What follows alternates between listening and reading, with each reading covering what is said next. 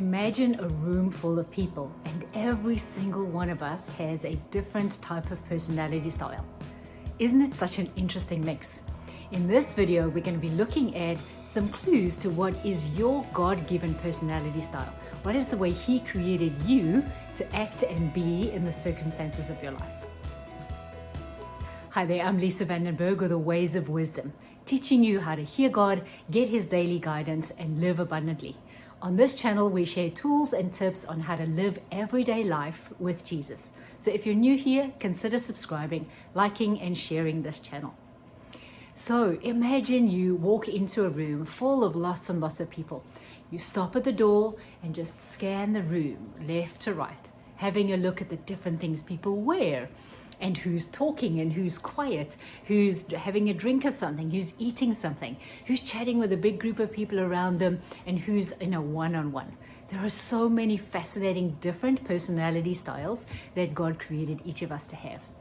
And they broadly fall into a couple of categories, but mix that with our experience, how we were raised, the countries we were raised in, the cultures we grew up in.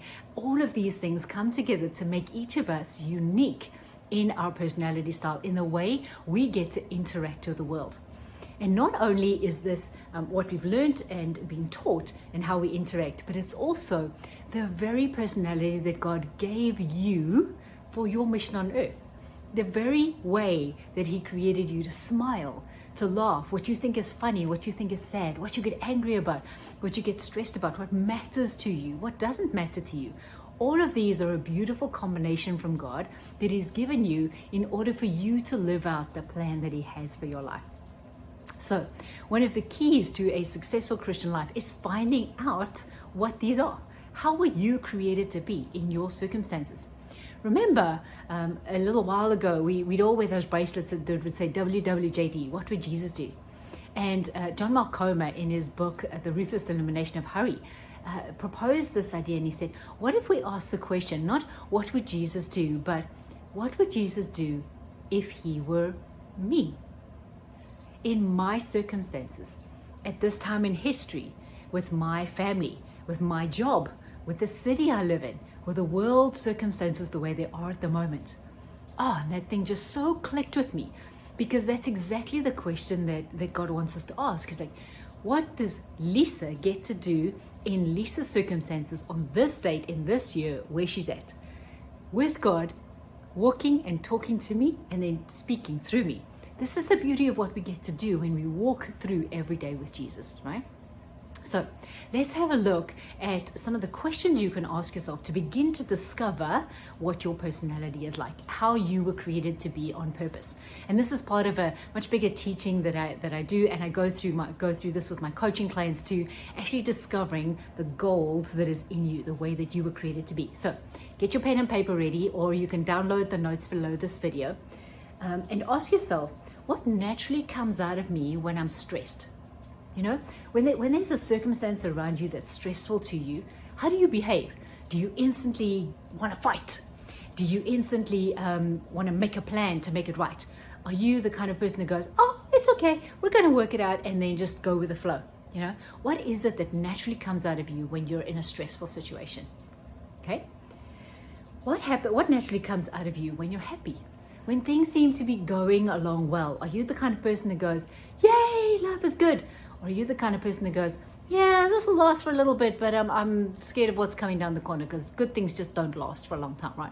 Or are you the kind of person that goes, you know what, make hay while the sun shines, and you're gonna do all that you can do now, and then you'll hibernate when things don't look so good again, right? They're all different ways that we react. What naturally comes out of you when you're angry? When something happens to you, or you see something happening around you and you get really angry, does that anger lead you to want to do something? Are you a doer and you immediately start putting things in place that you can do? Are you the kind of person that will sit and write a letter, and you want to air your views, you want to be heard, you want to have a voice in what is making you angry and see how to fix it? Are you the kind of person that will just shut down and not speak? Just completely be quiet, right? How do you react? What naturally comes out of you when you're angry? And then what naturally comes out of you when you're sad or you're upset about something? When you see a circumstance that makes you sad, Are you moved with compassion and you actually go and help the person? Are you a helper? When you see something that makes you sad, are you somebody that'll go and affect politics to bring about a change to the circumstance? Are you somebody who will sit and listen to the person and look after them for a while they're not feeling sad? Or when you're not feeling sad, do you need somebody to sit and listen to you and look after you? All of these are questions. They're just a small sampling of questions that will begin to show you what it is that God put in you. And of course, there are the way we were raised, the wounds we have, the belief systems we have about ourselves that can influence these. But when you phrase the question of like, what naturally comes out of me when these circumstances happen, you really begin to get a clue of how God made you. I am the kind of person, like when I'm in a stressful situation, I remember it was a dark night, it was raining, I was in the car, and I came across an accident. And so I am by nature a helper, right? So there's no time to think in that circumstance. So I instantly stopped my car, I got out and I ran towards the accident and I offered to help, right? But the person that was in the car with me didn't do any of that. They stayed in the car, right? And so when I got back to the car all drenched and I'd helped this, I said to them, hey, why did you stay in the car? Why didn't you come and help?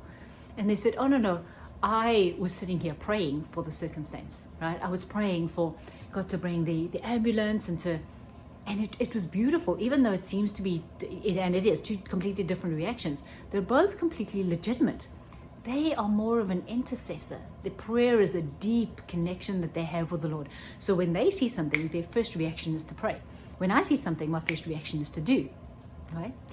Then I know somebody else in my life that when they're presented with a problem, the first thing that comes out of their mouth is all the possible things that could go wrong, right? And to somebody who's a Pollyanna, maybe they are always seeing the bright side of things. That can look like, why are you just talking about the negative things? Why can't you think of some positive things that will happen? But actually what happens is that person is a problem solver by nature. And so by bringing all the possible scenarios out on the table of things that can go wrong, and they can deal with them and eliminate them, then in their minds, what is left is the things that they can go forward with and bring a solution to the problem. Fascinating, right? Can be seen from two different perspectives, but this is the way God created this person to be. And this is the way God created this person to be, for their first reaction to be, oh no, it's going to be okay. Positive, to bring encouragement to the situation, right? And to help people have a mindset that will help them get through. Both completely legitimate and ways God created us to be. So, if you think about, so take time to sit and think for yourself. Think about and download the exercise underneath this video.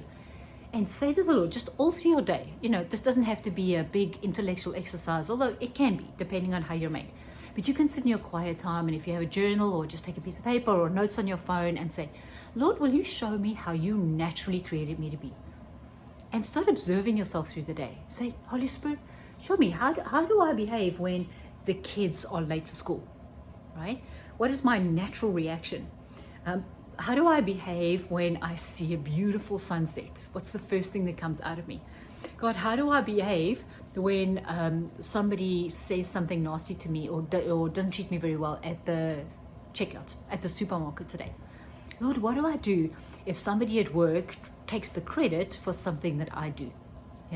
All of these things are they're true circumstances in which our natural nature comes out. And begin to ask Him to draw you a picture of how you are powerful, how He created you to interact with Him, and then to operate that way during the day. So, for instance, one of the things that I know I carry is clarity. And this came about by just having many, many conversations over the years. And people would say to me, you know what, I never saw it that way before. But now after talking to you, I do see it that way. Or I didn't understand that, but Lisa, you explained it to me in such a way that I get it now, right? So I know that through all of these little interactions that I've had and the way the Lord's highlighted that to me, that I carry the gift of clarity. So now when I go into circumstances, if I'm going into a meeting, when I do these videos, any kind of teaching scenario, I will say, God, I'm bringing my clarity to the table, and I'm asking for you to explain things to me and through me in a way that everybody benefits.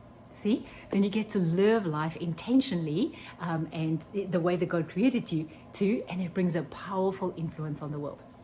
So, as always, Jesus is inviting you on an adventure today. Will you accept? Please like and share and subscribe to this channel and share this with your friends too. Let's send encouragement and joy and hope of the Lord around the world today. And I will see you next time.